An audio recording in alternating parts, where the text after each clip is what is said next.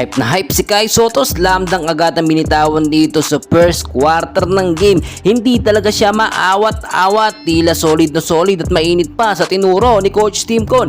Eto pang isa, another slam dunk naman dito ang ginawa ng ating pambato. Dunk parting nga na malala sa harap-harapan ng kupunan ng Kawasaki. Ganda ng pasa ni Yuki, slam dunk ng ating pambato na si Kai Sotto. Eto pang isa mga kaibigan na hindi inaasahan. Ang ganda ng ginawa dito ng ating pambato. Another 2 points sana pero sumablay.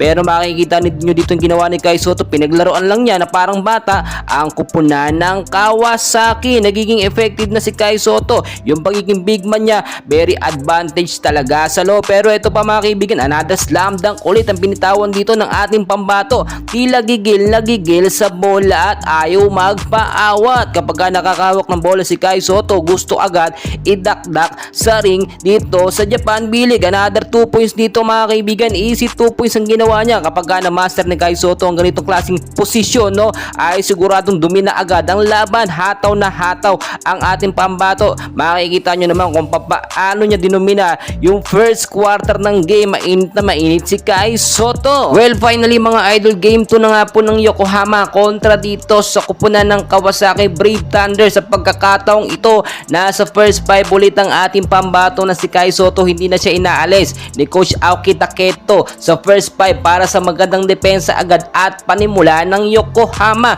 Nakita nyo, first quarter pa lang po, no, first 2 points na nakuha agad ng ating pambato na si Kai Sotto. Init na init dito si Kai Sotto. Puro slam dunk ang kanyang ginagawa. Ilang minuto pa lang nakakalipas, no, leading scorer na agad ang ating pambato na si Kai Sotto. Talagang nakita natin yung pagiging effectiveness sa mga tinuro nga po ni Coach Tim Con dito sa ating pam. Well, ilang minuto pa nga lang mga kaibigan dito sa first quarter ng game. May 10 points na, 3 rebounds with 7 minutes of playing time ang ating pambato. So nagtapos nga po, no, ang first quarter ng game. Score na 7 lamang ang Kawasaki. 30 points po ang naitala ng Yokohama sa magandang puntos din na naibigay ng ating pambato na si Kai Sotto. Well, second quarter ng game, under 3 minutes pa, ipinasok ang ating pambato na si Kai Sotto. Tila ayaw nila masapawan yung mga basketball player po dito sa Japan, no, tulad ni Yuki ng ating pambato na si Kai Sotto. Kaya nga po under 3 minutes pa